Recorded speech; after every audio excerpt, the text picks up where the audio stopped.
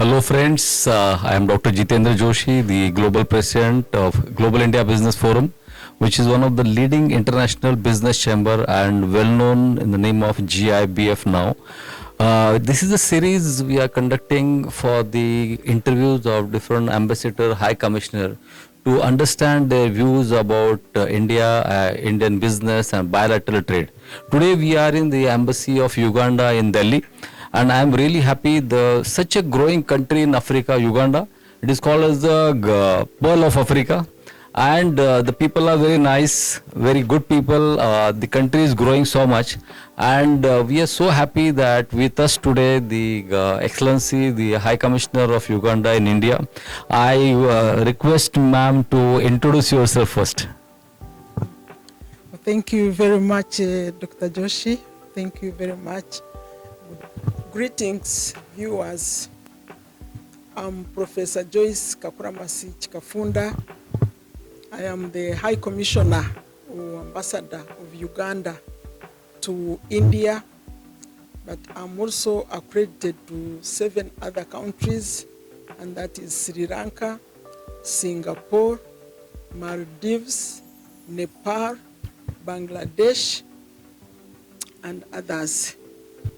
Excellency, you are very much right that for the trade war and the tariff war, they must go hand in hand because it should be a win-win scenario for both the countries. Yes. Talking about India and Uganda, the last year I think Uganda started the direct flight from Mumbai, and that is the milestone in your tenure specifically. Yes. So will you please throw some light on that? What exactly the advantages you see in the last 1 year as the airline already been started between India and Uganda? Thank you very much. Yes, after a long wait, I must say, a lot of negotiations, finally in October 2023, Uganda and India got connected directly. The Uganda Airlines started a direct flight from Entebbe Airport in Uganda to Mumbai Airport in India, and it flies 3 times a week. And according to and we were present in that ceremony actually.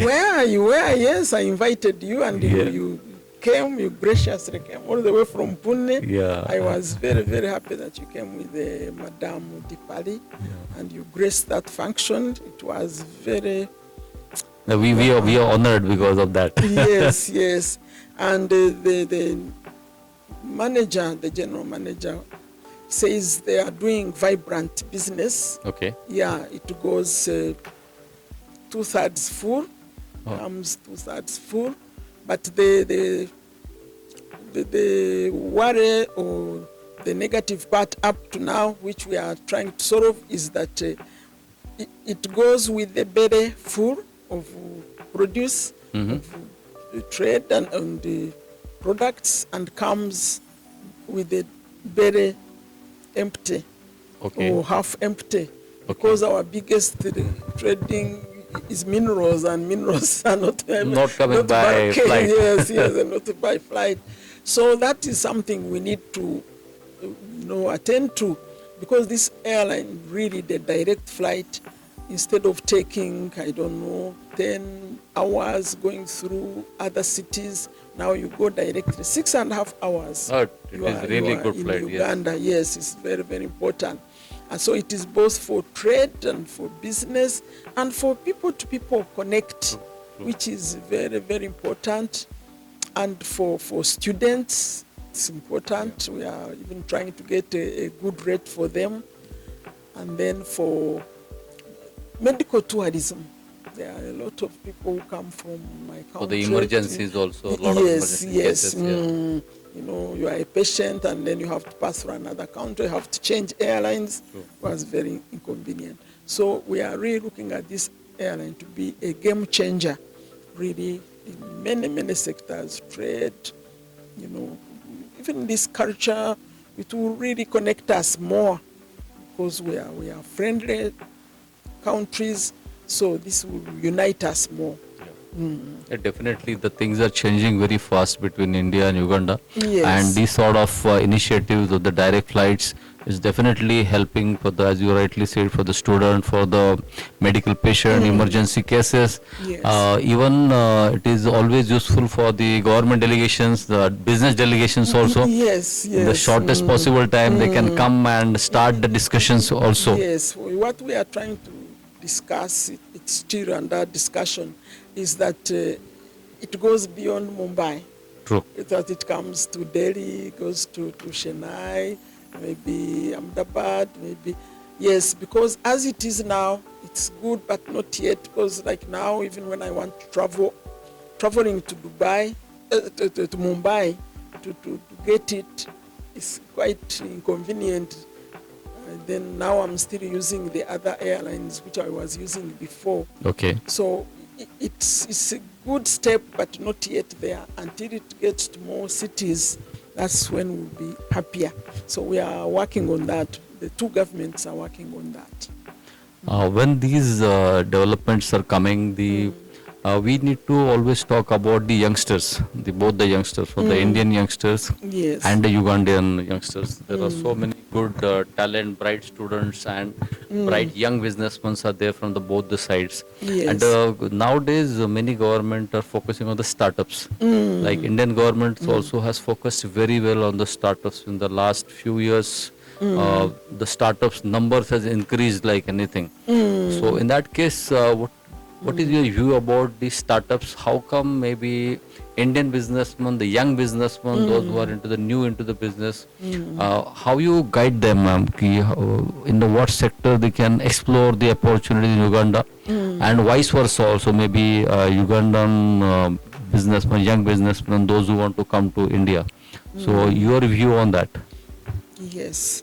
Well, it is a good thing because our populations, big or small, but we have the advantage of having a big a percentage of them being youths with all their energy. They are educated and they are really looking for something to do. So for Uganda, if the Indian youths go there, I think the best area where they will find their niche is in ICT area. That one will really, because in India you are really ahead in that. So if they have their startups in that sector, there are many other sectors, the agribusiness, the energy, but maybe those are for bigger investors. But I would think the ICT sector would fit the youth very well. And Uganda, like many countries, we are very welcoming to anyone coming in to do business for investment, and like other countries, you can start business without a Ugandan partner. That is something that 100% you come and you meet stake all your the shareholding all, 100%. yes. So that one, that is where they would fit, because if they can't find somebody to have joint venture with, they can start on their own. But I would really, for the youth, I would think the ICT, the technology, they are usually more into that, would be the best area for them. And for the trading related activities, basically, how's the environment for the startups? It is because we have, this the Uganda Investment Authority, which you visited when you went there. Yes, it is. And great cooperation from their side. Yes, it is encouraging. It's encouraging, investors and traders to come in. So they are really working day and night to ensure that anyone wanting to do business in Uganda, wanting to trade in Uganda, have startups in Uganda, is facilitated. Yes. They actually handhold you from the start, even registering your business, to the end. And the registration process is also very simple. It's not a difficult process. It's very simple nowadays. In the old, it used to be complex, but now everything is in one-stop window. Where you go, the environment is there. To the energy sector is there, all the quality control, they are in under one roof. Yes. So you don't have to spend. Investors used to get lost looking for Yeah. where to go, but now we realize that is not correct. So we have a one-stop center at the Uganda Investment Authority handling all that, and it is really encouraging. And I must also mention that there are also incentives to investors, to people with the startups, 100%, tax-free, depending on what you are doing, Free economic zone also there. Yes, the economic zone is there if you are for export. Yes. Free. So it is, it's an environment that we realize that if we don't do this, then we are not going to progress. Right. We are not going to meet our vision of getting out of poverty to prosperity. True. Yes. So friends, 𝐥𝐿 was very much right, and we ourselves as a Global India Business Forum took good delegations to Uganda, and we are so happy that in our 6 to 7 days delegation, Uganda Investment Authority and other ministries wherever we visited, we had great cooperation, and thanks to you, ma'am, because your embassy and you specifically took a lot of efforts for that successful delegation.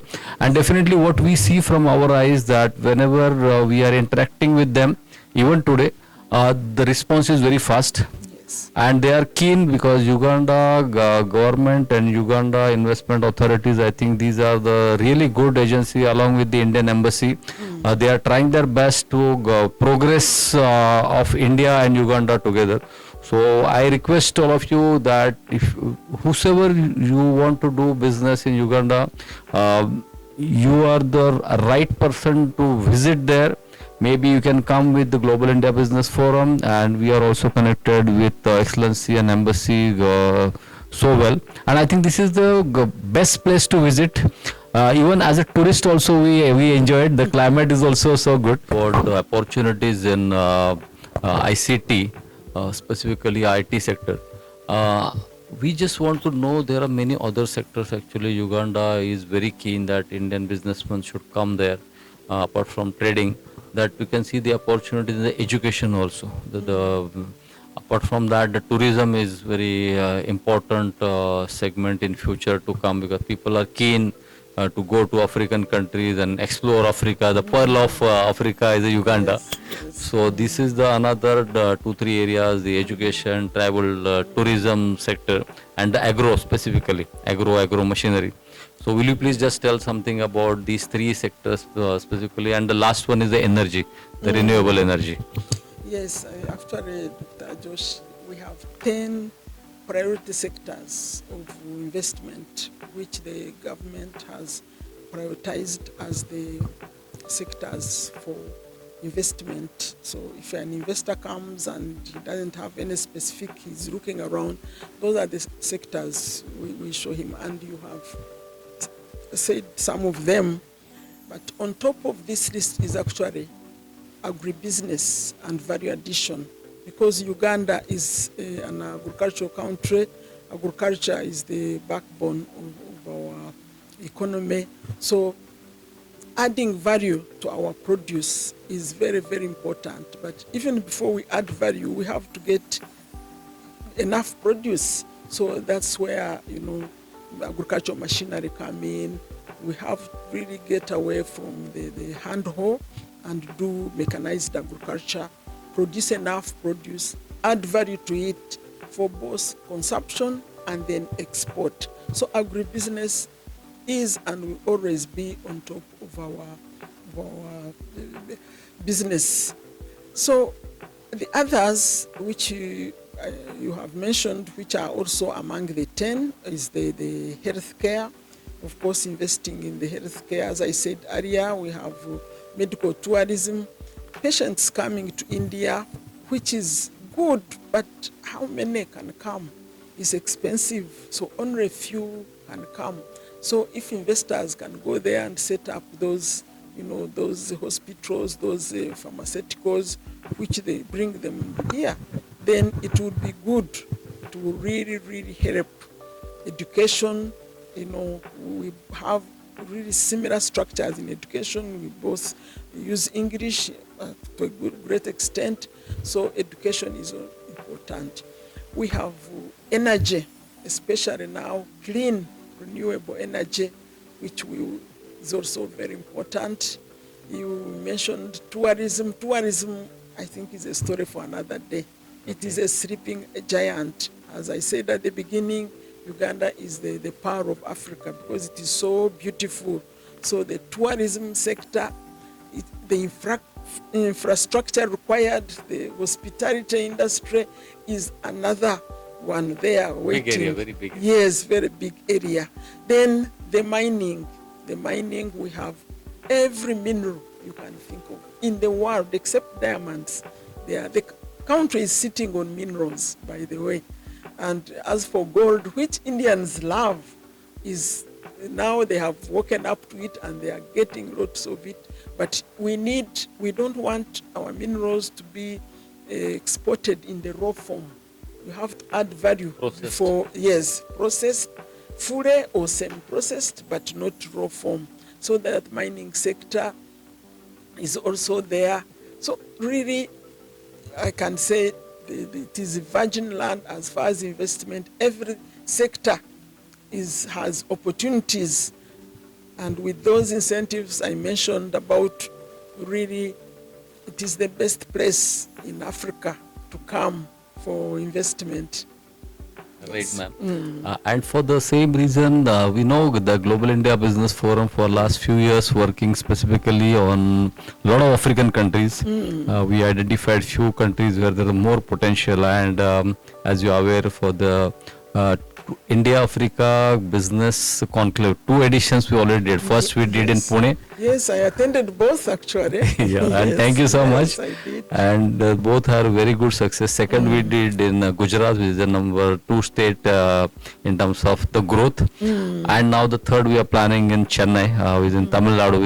We will be planning soon in the month of August 25. I just want to know from your side, how you think when the organization like GIBF, which that international chamber is taking the initiatives to promote Africa, because we feel the Africa is the future of the world, which is the richest continent. Yes. What is need is the gap, filling the gaps, so that the African has a good manpower. The technology transfer is the need of our. So GIBF is trying their best to connect the dots of a lot of business from various sectors. So your say on that, ma'am? Yes, thank you very much. I think Global India Business Forum, you are doing a great job. I must really appreciate and thank you, Dr. Josh. Thank you, ma'am. You are the Secretary General, Madame Dipali, for the great work you are doing. As you said, those 2 conclaves which were focusing on Africa, the one in Pune, I was there. I was relatively new here, but when you invited me, and the way you do it, you come physically, even if one wants to say I'm busy, but you come all the way, you invite. So I went there, I spent there a few days at your beautiful, resort. Thank you. It was good. I really liked that. And then the one in Ahmedabad city, which was also historic, with the father of the nation, where he used to do the spinning. We visited Sabarmati Ashram. Goodness, it was really enchanting. So what you are doing is really, really good, because with business, we feel India, you are ahead of us. Let me talk of Africa, which I know, and then Uganda in particular. You are our big brothers as far as business is concerned. And somehow in your DNA, I'm a scientist, so I have to bring in your DNA, you have business acumen more than many people, not only Africa, but many people in the world. So for you to show interest that you want to work with Africa, you want to, and it's not only you, even the government, the current Prime Minister, really, when he went to Africa. Yeah. And by the way, he addressed the African Parliament from the Parliament of Uganda. in 2018, which is, he said India is ready to support the development of Africa with no strings attached. So for you now, you have taken a leaf from his speech and you are helping. And these delegations you take to the different countries, they are really, they nurture the B2B, because how else would the Indian community, the business community know that there are those opportunities? They hear about it. Some of them think Africa is unsafe. Some of them, you know. Unless they don't visit. Then they go there and they say, my goodness, what is this? And like in Uganda, we have over 40,000 people, Indian origin, doing vibrant business. They actually, so for many years. Yes, for many years. They support the economy, contributing over 50% of the revenue. Oh. So with that, the really GIBF, what you have done and what you are going to continue doing is very, very good. We appreciate it. Me personally, what you have done is important. And the visit, the delegation you took to Uganda last year, last year was September, October. Yeah, in the month of October. In October. It is going to have many fruits in the near future. In the long run, it is going to have a lot of fruits. And I would really want more people to know about your organization and the important work it is doing. Thank you so much. And Excellency, we are so happy that Africa is growing and parallelly the Uganda is growing with India. Yes. As you rightly said, the India and Uganda relationship, bilateral trade continuously growing. Our Prime Minister Modi and the government of Uganda is also working very closely. Yes. And these are the right movements right now when the world is thinking more and more about the business. Yes. Everybody understand the importance of business and trade, and you are the also one important link in that. You are supporting so much, and we are seeing you for last few years continuously talking more about Uganda. Yes. You are keen to grow along with India, and your actions are also speaking larger. Yes. So yes, definitely keen that Global India Business Forum with our team, we are committed to support Uganda whatever best possible way with our lot of business connect all across India and globally. So I think soon both the countries will start growing much faster way. Yes. And this is the time. Thank you for your time from your busy schedule. And we are so happy, ma'am, for you. Okay, thank you. Before we end, I cannot finish without really informing everybody that Uganda is open for business. Many people don't know that Uganda got out of the problems it had in the 70s and 80s. It is now a vibrant country, and all that is thanks to our president, our visionary President, His Excellency President 𝐕𝐺𝐸 𝐿 who has nurtured us these 30 plus years, took us from a time when Uganda was laughed at as the sick man of Africa because of the insecurity and the fighting we were going through. All that is behind us. We are now one of among the fastest growing countries in Africa, and really the sky is the limit. So I invite all of you who want to come. You come for investment, but also on another day we shall discuss about tourism. You come with your family and enjoy the power of Africa. Thank you so much, friends. So here we are ending this such a great discussion. I can't say the interview. And ma'am, Excellency was as a professor and now as a High Commissioner of Uganda in India, doing such a great job. And I think the time is for Uganda and time is from Africa. Yes. Along with India. Thank you so much, ma'am. Thank you so much. Thank you. Thank you. Thank you so much. Thank you.